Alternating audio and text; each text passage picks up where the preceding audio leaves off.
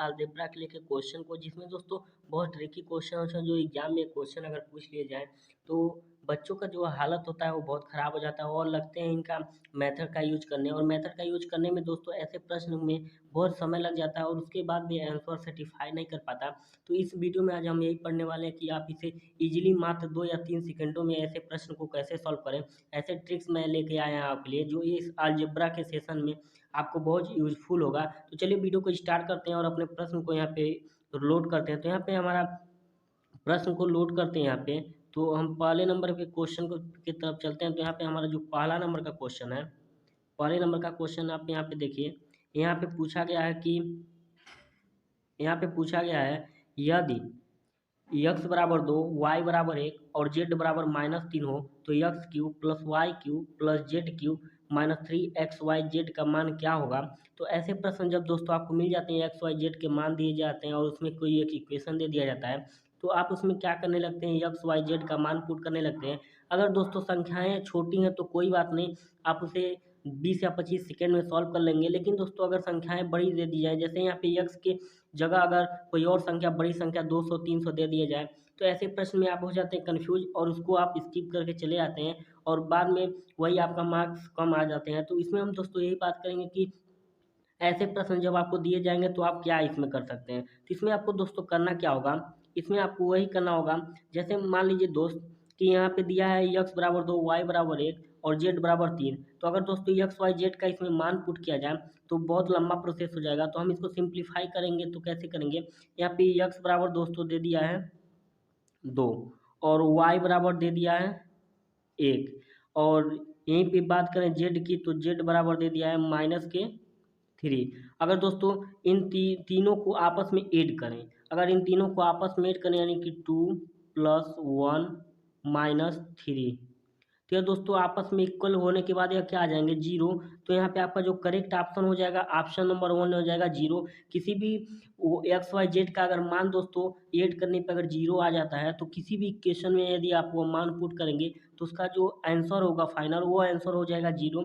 तो इस प्रश्न का जो आपका आंसर हो गया यह हो गया 2 आपका 0। अगले प्रश्न की बात करें दोस्तों, तो अगले प्रश्न में भी हम उसी टाइप से बात करेंगे, तो उसी टाइप को हम प्रश्न को यहाँ पे भी ले लेते हैं। तो यहाँ पे दोस्तों हमने एक प्रश्न ले लिया, यहाँ पे मान लीजिए दोस्तों हमने एक प्रश्न ले लिया और इस प्रश्न में भी दोस्तों वही काम किया गया है कि इसमें भी पूछा गया है कि इसमें जो मान होगा वह क्या होगा। तो इसमें मान हम बात करेंगे, तो इसमें मान की दोस्तों हम बात करते हैं। तो यहाँ पे एक बार हम इसको स्किप करके अगला अपने टर्म को ले लेते हैं। तो यहाँ पे हम बात करें इस प्रश्न की,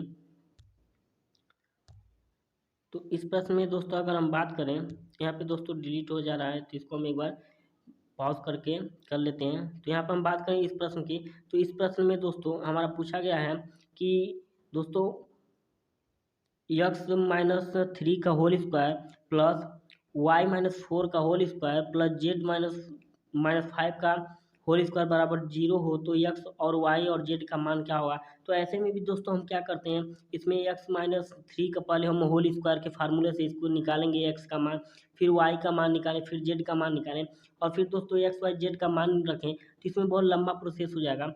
तो इसको हम शॉर्ट में देखेंगे तो इसको हम कैसे कर सकते हैं। यहाँ पे दोस्तों जब कोई भी ऐसा इक्वेशन आपको दे दिया जाए x minus y, x minus z, x minus x, तो ऐसे प्रश्न को हल करने के लिए दोस्तों हम क्या करेंगे, जैसे दोस्तों अगर हम इस इक्वेशन को संतुष्ट बनाएं, जैसे हमारा जो इक्वेशन दिया गया है, यह वाला इक्वेशन जो हमारा दिया गया है इतना, अगर इसको अगर हम दोस्तों संतुष्ट करें तो इसको हम संतुष्ट कैसे कर सकते हैं। यदि दोस्तों हम मान रखें x बराबर अगर 3 रख लें और y बराबर 4 रख लें और z बराबर दोस्तों अगर हम z बराबर 5 रख लें, तो यहाँ पे दोस्तों x-3 का होल स्क्वायर है, x-3 का होल स्क्वायर है। तो यहाँ पे x की जगह अगर मान रखें 3-3 का होल स्क्वायर, तो बराबर दोस्तों यह हो जाएगा 0 की इक्वल। तो ऐसे प्रश्न को जब हम मान रखते हैं तो x और y और z का मान जो दिया रहता है प्रश्न में, वही दोस्तों हमारा इसका मान हो जाता है। तो हम इसको करते हैं, तो यहाँ पे x बराबर हमारा आया था कितना, x बराबर 3 था, y बराबर 4 था और z बराबर 5 था। तो हम इसको यहीं पे कर लेते हैं और यहाँ पे अगर रखें मान तो x बराबर कितना है, 3 है और y बराबर आपका कितना है, 4 है और z बराबर आपका कितना है, 5 है। अगर दोस्तों इन सबको काउंट करें तो यहाँ पे हो गया 9 9 3 12, यानी कि ऑप्शन नंबर 1 आपका बिल्कुल सही हो जाएगा। तो ऐसे प्रश्न में दोस्तों आप एक्स और जेड का मान ही रख के इसको सॉल्व कर सकते हैं। अगले प्रश्न की दोस्तों बात करें तो अगले प्रश्न को हम सॉल्व करते हैं। तो यहाँ पे हमारा जो अगला प्रश्न है इसी टाइप का जो आपकी हम आपको पिछली वीडियो में पिछले सवाल में कराए हैं, तो इसको हम दोस्तों बात करते हैं। तो इसमें दोस्तों हमारा क्या हुआ है, वही वैल्यू रखना है जो हमने आपको बताया है, यानी कि जो आप एक्स और वाई और जेड का मान रखें तो वही वैल्यू आपको यहाँ पे पुट कर लेना है। जैसे दोस्तों यहाँ पे दिया है x-5। अब दोस्तों x-5 का होल स्क्वायर दिया है, हम इसको क्या करेंगे, जीरो में कन्वर्ट करेंगे। तो जीरो में कन्वर्ट करने के लिए हमें x का मान क्या क्या रख सकते हैं, तो x का मान हम रख सकते हैं दोस्तों +5, और यह -5 में है तो इसको हम स्क्वायर कर देते हैं। अब यह दोस्तों इक्वल हो जाएगा किसके, जीरो के। तो हम इसी प्रकार y का भी मान 2 रख सकते हैं। जैसे y-2 का होल स्क्वायर दिया है, तो हम इसको कैसे रख सकते हैं, यानी y का मान अगर हम 2 रख दें तो ये इक्वेशन जीरो की इक्वल हो जाएगा, बिल्कुल हो जाएगा। तो यहाँ पे हमने y का मान रख लिया जीरो। इसी प्रकार z का मान रखेंगे तो यहाँ पे हमें x और y और z का मान तो पता चल गया कि x y z का मान हमें पता चल गया। तो हम यहाँ पे x y z का मान को ऐड कर लेंगे, क्योंकि हमें इक्वेशन में ऐड करने के लिए बोला है। तो यहाँ पे हम इसको ऐड करते हैं तो यह हमें पता चलता है कि यह हो जाता है हमारा 9 14 16, यह इक्वल हो जाता है दोस्तों हमारे 16 के। और यही दोस्तों हमारा जो मान होगा यह होगा x plus y plus z का यही मान होगा। तो इसमें जो आपका करेक्ट ऑप्शन हो जाएगा वो ऑप्शन नंबर बी हो जाएगा। तो आई होप दोस्तों आपको ये भी समझ में आ गया होगा।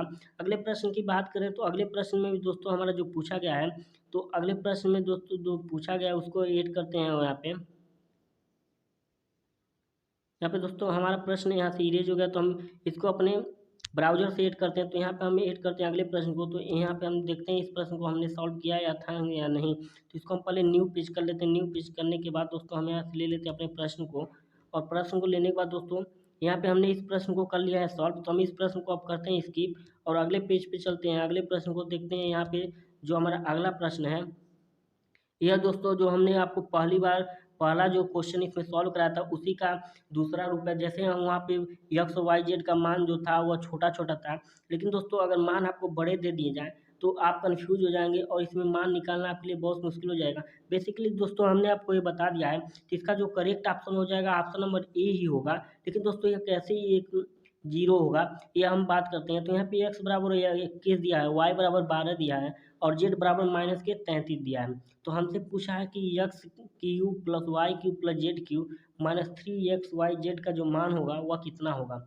तो हम 3 इसका जो मान निकालने जाएंगे दोस्तों, तो इसका अगर एक्स का मान रखें, वाई का मान रखें और जेड का मान रखें तो हमारा कैलकुलेशन लंबा हो जाएगा और हम इसको स्किप कर देंगे।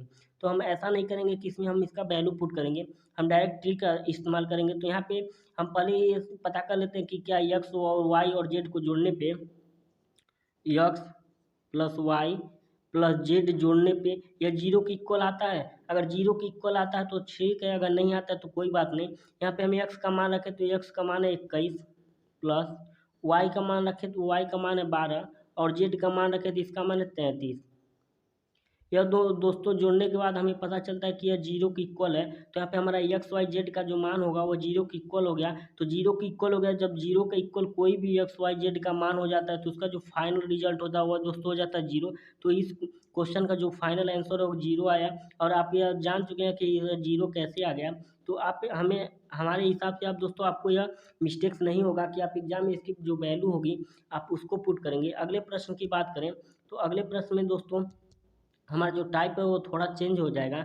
यहाँ पे दोस्तों हमारा जो टाइप है इस प्रकार है कि a प्लस बी बराबर 20 हो और ए बी बराबर 51 हो, तो a माइनस बी का होल स्क्वायर का मान क्या होगा।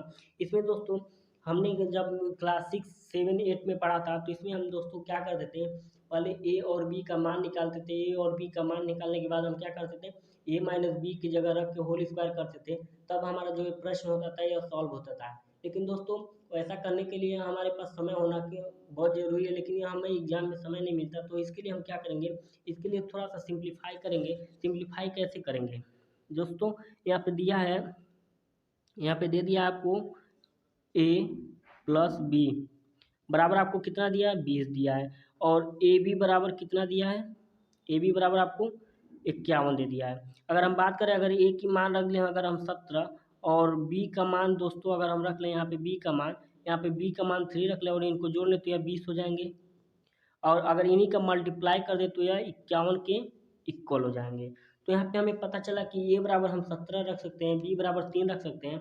इसका अपोजिट भी हो सकता है दोस्तों, बी बराबर हम 17 रख सकते हैं, ए बराबर हम रख सकते हैं इसका 3 रख सकते हैं। तो वो भी हो सकता है आप ए का मान 17 रखें या बी का मान रखें, इससे कोई फर्क नहीं पड़ता, क्योंकि स्क्वायर करने के बाद दोस्तों, स्क्वायर करने के बाद माइनस भी प्लस में कन्वर्ट हो जाता है। तो हम इसकी ज़्यादा डिटेल में नहीं जाएंगे कि हम ए बराबर 17 रखें या बी बराबर 17 रखें, हम बस मान सेट करेंगे कि इक्वेशन सेट हो जा रहा है नहीं। अगर दोस्तों यह 17 हो जाता है तो हम क्या करते हैं, हमें चाहिए क्या, हमें चाहिए दोस्तों ए माइनस बी का होल स्क्वायर। तो ए माइनस बी का होल स्क्वायर मतलब दोस्तों 17 में से दोस्तों जो हमारा 17 है, 17 3 51 हुआ था, तो यानी 17 में से दोस्तों हम इसको घटा लेंगे तो यहाँ पे 14 मिला और 14 का स्क्वायर कर देंगे तो 14 का स्क्वायर दोस्तों कितना होता है 256।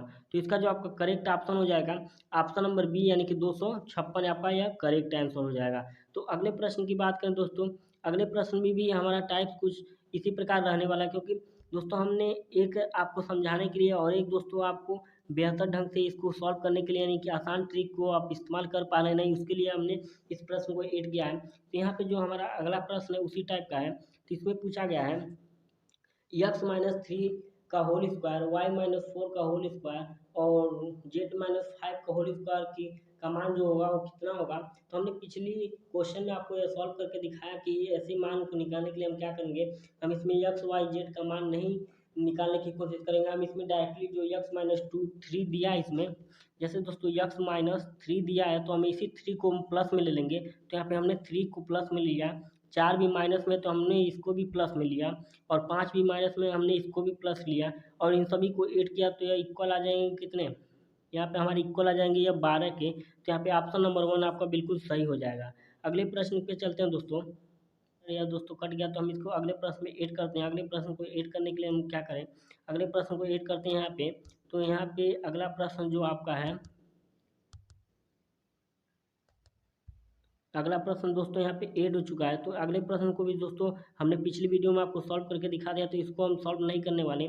तो अगले प्रश्न पे चलते हैं और अगले प्रश्न नए स्लेट को यूज करते हैं और नए स्लेट को यूज करने के बाद दोस्तों हम अगले प्रश्न की डेरिवेट पे चलते हैं। तो यहाँ पे ये प्रश्न हमारे हो गए। अब ये प्रश्न एक और बचा है, इसको देख लेते हैं। ये भी हमने कर लिया, 51 वाला भी कर लिया। तो हमारे पास दोस्तों अब इसमें कोई प्रश्न नहीं है। एक प्रश्न मैं आपके लिए यहाँ पे प्रोवाइड करता हूँ। जैसे अगर दोस्तों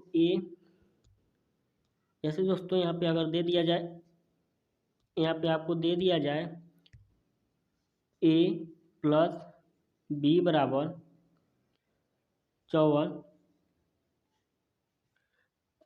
और दोस्तों यहाँ पे ए बी बराबर दे दिया जाए,